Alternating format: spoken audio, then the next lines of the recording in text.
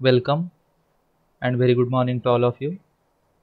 Our next point of travel and tourism paper first. It is a nature of tourism. पर्यटनाचे स्वरूप. सुरुवातीला आपण पर्यटक म्हणजे काय याची डेफिनेशन व्याख्या बघूया. जो करमणूक, आनंद व निसर्ग सौंदर्य पाहण्यासाठी भ्रमंती करतो तो म्हणजे पर्यटक होय. आता करमणूक म्हटल्यानंतर एंटरटेनमेंट आली. आनंद व निसर्ग सौंदर्य पाहण्यासाठी म्हणजे सध्या आपण विचार केला तर पावसाळा संपत आलेला आहे, काही दिवसांनी हिवाळा लागेल, तर त्या दृष्टिकोनातून काही लोक हिल स्टेशनला किंवा इतर ठिकाणी फिरण्यासाठी जातात. ही फिरण्यासाठी जाणारी व्यक्ती म्हणजे पर्यटक. जो भ्रमंती करतो त्याला म्हटलं तर पर्यटक. जी व्यक्ती दुसऱ्या ठिकाणी कायमस्वरूपी वास्तव्य न करता त्या ठिकाणी असणाऱ्या भौगोलिक सांस्कृतिक रचनेचा आस्वाद घेते त्या व्यक्तीस पर्यटक असे म्हणतात. म्हणजे तो व्यक्ती ज्या ठिकाणी जाणार आहे त्या ठिकाणी कायमस्वरूपी राहण्यासाठी जाणार नसतो, परंतु तिथे जे जिओग्राफिकल कंडिशन असतील किंवा कल्चरल काही ॲक्टिव्हिटी असतील, ह्या गोष्टीचा आस्वाद घेण्यासाठी, अनुभवण्यासाठी जातो, त्या व्यक्तीला म्हटलं तर पर्यटक. आता स्वरूप कशा पद्धतीने आहे तर पर्यटन उद्योग हा जगातील एक अतिशय महत्त्वाचा उद्योग आहे.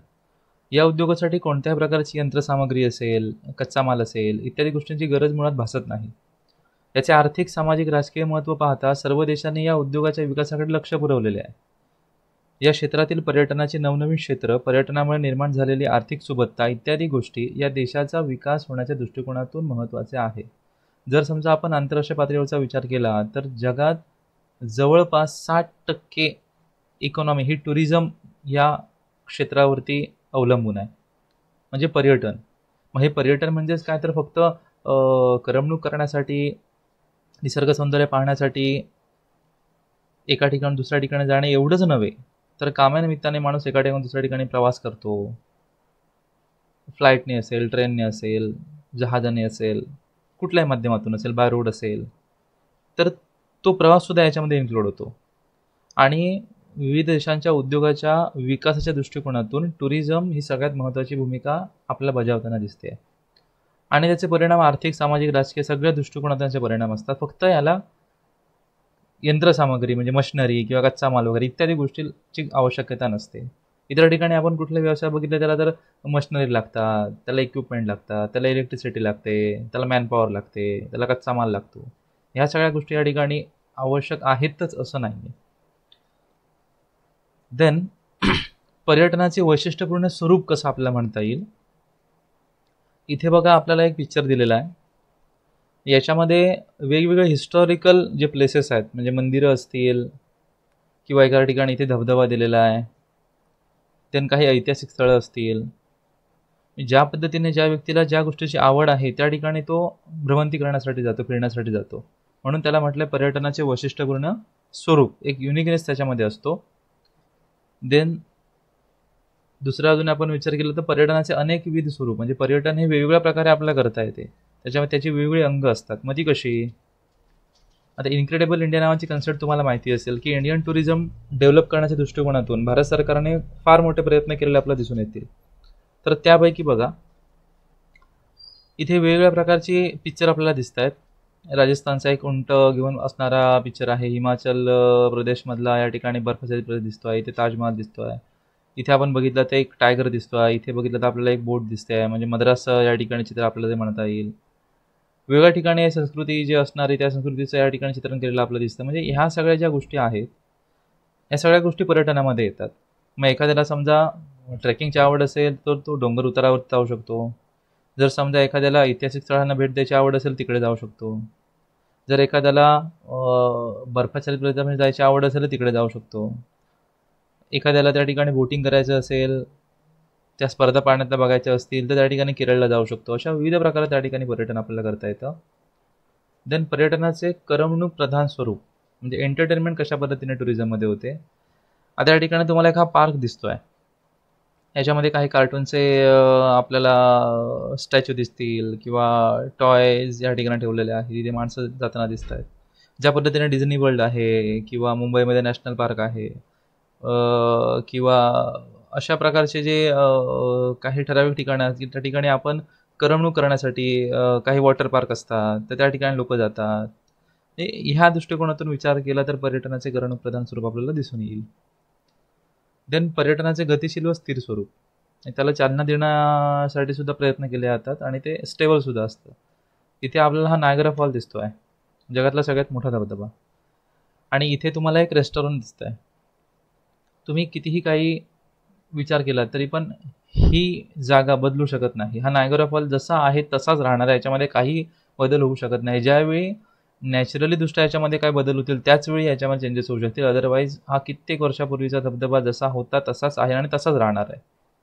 त्याच्यामुळे त्याला स्थिर स्वरूप प्राप्त झालेलं आहे. तो कधीही आपण गेलो तरी पण त्या ठिकाणी तो त्याच पद्धतीने असणार आहे. आणि ह्या ठिकाणी येणाऱ्या पर्यटकांची संख्या दिवसेंदिवस वाढत जाते. आज समजा 1000 पर्यटक आलेले असेल तर उद्या सकाळी सुद्धा 1000 पर्यटक त्या ठिकाणी येणारे असतात. म्हणजे हे गतिशील स्वरूप याला म्हणता येईल.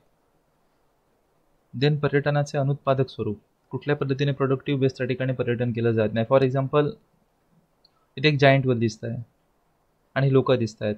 म्हणजे फॉर एक्झाम्पल जत्रेसारखं स्वरूप या ठिकाणी आपल्याला बघता येईल. इथे आपण ज्यावेळी पर्यटन करायला जातो तर त्यावेळी आपण त्या ठिकाणी पैसे पेड करतो, पैसे देतो, पण त्याच्या माध्यमातून आपल्याला कुठल्या प्रकारची वस्तू वगैरे काय घरी न्यायला दिली जात नाही. तर ते आपण पैसे आपण कुठले देतो, तर आपलं एंटरटेनमेंट केलं जातं. जायंट व्हीलमध्ये आपण बसलो की आय थिंक पर पॅसेंजर किंवा पर टुरिस्ट 50 रुपये वगैरे चार्ज ते करतात. मग हे पैसे आपण त्यांना देतो, आपण जायंट व्हीलमध्ये बसतो, आपण त्याचा आनंद घेतो, आस्वाद घेतो, आणि जायंट व्हीलमधून आपण उतरलो, बाहेर आलो की त्या ठिकाणी ते पैसे त्यांच्या मालकीचे होतात. आपल्या त्या ठिकाणी त्याबद्दल कुठल्या प्रकारची वस्तू वगैरे मिळत नाही. म्हणून त्याला म्हटलं आहे की पर्यटनाचे अनुत्पादक स्वरूप. देन पर्यटनाचे भौगोलिक स्वरूप, जिओग्राफिकल नेचर कशा पद्धतीने आहे. इथे तुम्हाला वेगवेगळे फोटोज तुम्हाला बघायला मिळतील. हा खोल असा दरीचा फोटो आहे, याच्यामध्ये एक नदी वाहते आहे. देन इथे एक समुद्र दिसतोय, समुद्रामध्ये 2 बेटं आहेत, त्या बेटांच्या मधून या ठिकाणी पाणी जात आहे. त्याच्यानंतर इथे समुद्र किनारा दिसतोय, मोठ्या मोठ्या या ठिकाणी डोंगर दऱ्या दिसत आहेत, बर्फाच्छादित प्रदेश या ठिकाणी आपला दिसतोय. म्हणजे ह्या सगळ्या गोष्टी याला म्हटलं तर भौगोलिक स्वरूप. प्रत्येक ठिकाणी असणारं काहीतरी युनिकनेस, त्याचं काहीतरी वैशिष्ट्य असतं आणि लोक त्या ठिकाणी ते बघण्यासाठी म्हणून जात असतात, आणि त्याच्यामुळेच त्या ठिकाणी पर्यटनाचा विकास व्हायला मदत होते. म्हणून त्याला म्हटलं पर्यटनाचे भौगोलिक स्वरूप. देन पर्यटनाचे ऐतिहासिक स्वरूप, historical nature of the tourism. आता ताजमहाल, प्रत्येकाला, सगळ्यांना, भारतीय म्हटल्यानंतर त्या ठिकाणी ताजमहाल ही गोष्ट माहितीच असायला हवी आणि माहिती असणारच. फॉर एक्झाम्पल आपण शाळेमध्ये गेल्यानंतर आपल्याला त्या ठिकाणी जी जगातली काही आश्चर्य सांगितलं जातं त्याच्यामध्ये ताजमहालचं देखील नाव घेतलं जातं. त्याच्यानंतर कुतुब मिनार आहे, इंडिया गेट आहे, लाल किल्ला आहे. म्हणजे अशा सगळ्या ज्या गोष्टी आहेत त्या हिस्टॉरिकल आहेत, म्हणजे ऐतिहासिक स्वरूप त्यांना प्राप्त झालेलं आहे. आपल्या देशाचा इतिहास त्या ठिकाणी सांगितला जातो, त्याच्यामुळे लोक त्या ठिकाणी त्या वास्तू बघण्यासाठी म्हणून जातात. त्याला म्हटलं जातं पर्यटनाचे ऐतिहासिक स्वरूप. अशा बऱ्याचशा गोष्टी आपल्याला सांगता येतील ऐतिहासिक स्वरूपामध्ये, काही मी इथे फक्त एक्झाम्पल म्हणून दिलेलं आहे.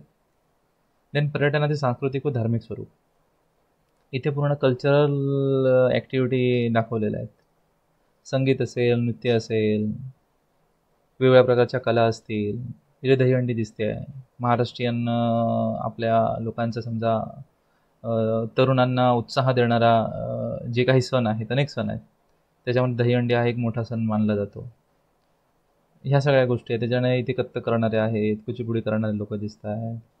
हे प्रत्येक क्षेत्रानुसार त्या ठिकाणी वेगवेगळ्या प्रांतातली संस्कृती आपल्या ठिकाणी बघायला मिळते आहे. मग हे सुद्धा पर्यटन करण्यासाठी लोक विविध ठिकाणी जात असतात. म्हणून याला म्हटलं पर्यटनाचे सांस्कृतिक व धार्मिक स्वरूप. मग ज्याला ज्याची आवड असेल, काही जणांना भौगोलिक रचना बघायची असेल तिकडे जातील, काही जणांना ऐतिहासिक स्थळ बघायची असेल तिकडे जातील, काही जणांना एंटरटेनमेंट करायचं असेल, वॉटर पार्कला जायचं असेल तर वॉटर पार्कला जातील. म्हणजे अशा वेगळ्या पद्धतीने त्या ठिकाणी आपल्याला पर्यटन करता येतं. म्हणून ह्या सगळ्या गोष्टींचा अंतर्भाव पर्यटन स्वरूपमध्ये केलेला आहे. सो जो काय पुढचा भाग असेल या चॅप्टरमधला, so next point of this chapter it will be discuss in the next presentation. Thank you.